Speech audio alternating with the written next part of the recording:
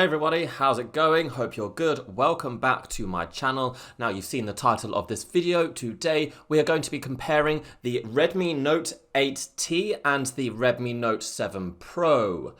Boom. So these are two pretty cheap phones available right now, obviously from the Redmi Note range. Now I really like this range of phones. It's very, very cheap, very affordable, but they have some decent technology, very much competes with some flagship phones in some ways. Obviously not going to replace a flagship phone that costs $800, $900, but for the price that these phones are, they do an awful lot and they work really well. So the Redmi Note 8T, I recently reviewed this. This is a slightly upgraded version of the standard Redmi 8 Note phone. And yeah, it's really good. I really liked it. Very good value for money. And this is the Redmi Note 7 Pro. So this is the Pro version of the last generation. So not the standard version, the Pro version. So first and foremost, I really like both of these phones. Obviously, I've used and owned them both. And I've just tried to see which one is basically better for what kind of purpose. So we're going to go into that right now. Let's go.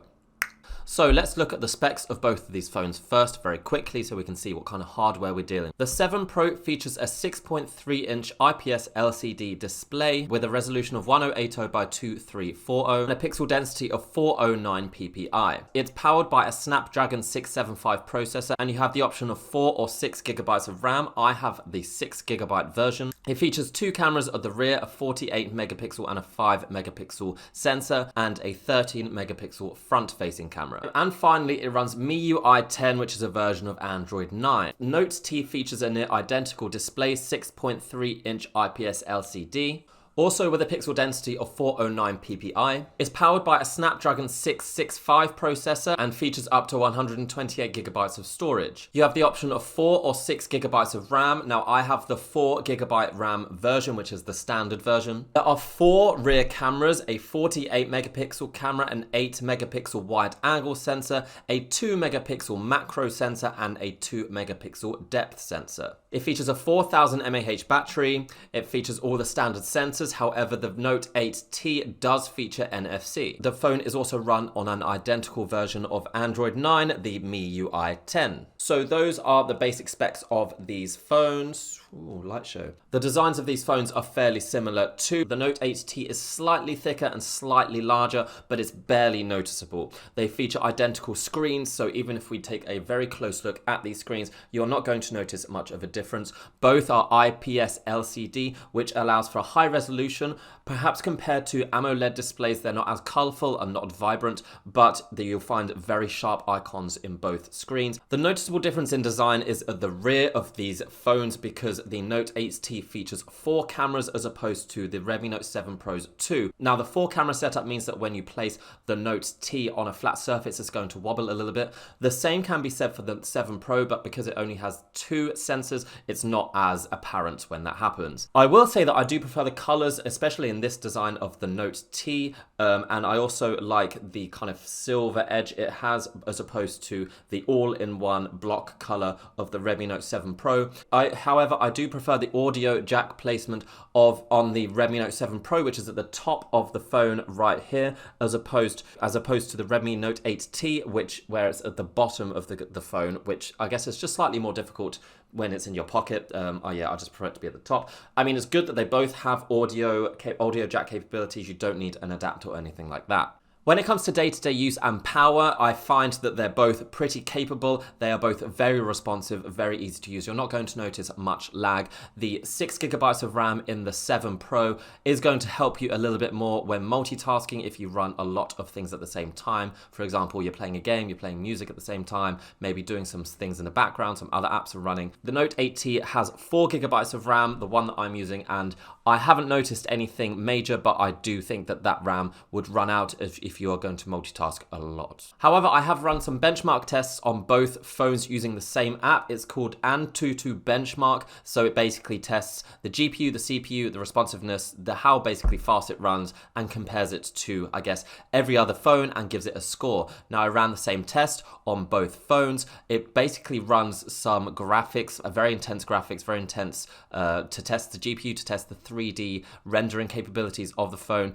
And as these tests were running, I could already see that the 8T was struggling more than the Redmi Note 7 Pro. Now, they're both not running these things very smoothly because these are the highest graphical settings that any phone can handle. So yeah, neither of them are running it super smooth, but the Redmi Note 7 Pro running smoother than the 8T. Now, when it came to the end, it gives you a score, and the score for the Redmi Note 7 Pro was higher. Now, that's despite this being an older phone. Yeah, it seems to be not much of an upgrade at all when you just look at raw power with the 8T. The Redmi Note 7 Pro scores a lot higher in basically every, well, yeah, in every aspect of the test. The Redmi Note 7 Pro scored higher. Even in comparison with every other phone, it ranks higher than the Note 8T in every aspect. So if you're looking for something with just the most amount of raw power, then the Redmi Note 7 Pro is going to beat the Redmi Note 8T in basically every test. Having said that, I've run games on both of these phones. The 8T can handle basically all games that I've tested it on. Maybe some slower loading speeds, certainly, but once the game loads, I've not experienced any crashes or any stuttering or any lag.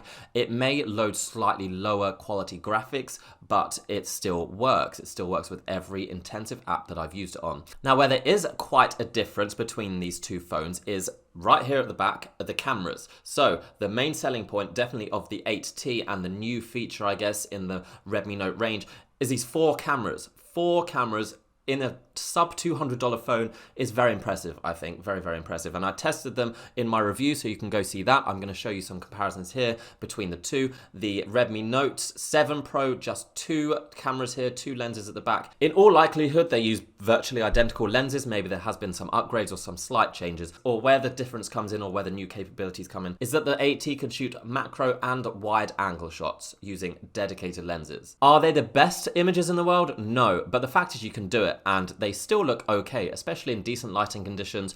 Even the normal camera, so the standard cameras on both, the 8T wins. Slightly better colors, more vibrant, better dynamic range, but it's not, the difference isn't massive, but it is noticeable just about. The selfie cameras are virtually identical, two 13 megapixel cameras at the front, to two teardrop notches here hiding them, and they basically do the same thing. You're not going to notice a difference between them. The only other major difference between these two phones that I can think of is the fact that the 8T has NFC and the Redmi Note 7 Pro does not. That's quite a big one for me. Living in a big city, I live in London, and contactless is very popular here, and I do like to use my phone as a contactless payment device. This is the cheapest phone I've ever had that has NFC. The Redmi Note 7 Pro, no option for that at all. So guys, I think we're coming, so guys, that's pretty much it for my comparison of these two phones. I know I've not gone into massive amount of detail because basically there is very little between them, and what is different isn't massively different. So to sum it up, the pros of the Redmi Note 8T is that it's got a great camera setup, definitely superior to the 7 Pro when it comes to cameras. However, it is a downgrade in terms of raw power, in terms of gaming capability. The Redmi Note 7 Pro is more powerful, it's got more RAM, it's got a apparently better processor. However, it's just not that great in terms of camera setup. The cameras are pretty weak, not that great, and it doesn't have NFC, so that's a big one for me. Also, somewhat the design, I guess I do prefer the look of this phone. I love this color. This color is great. They both have good battery lives. I would say the battery life of the 8T is superior. The new chip in this is a fairly new one, despite not being as powerful as the chip in the 7 Pro. It does save battery much better. So that is why the battery life on this is probably the best battery life of any phone I've had for the past few years. So which one should you buy? Well, if you want the better camera setup, if you're more into photography, then get the Redmi Note 8T. If you're more into gaming and you want a gaming phone rather than you don't really care that much about the cameras, then it's going to be the Redmi Note 7 Pro. So that's it. That's my comparison. Let me know what you think of these phones in the comments below. You know me, if you've watched this channel, I love a good value, cheap phone, because I do think that at the end of the day, a $300, $200 phone can usually do 90% of what an $800 phone can do. Because, yeah, that's just what I think. Sue me. If you like gadgets, if you like phones, if you like smartwatches, then subscribe because I've got plenty more coming up. But until next time, I will see you later. Bye.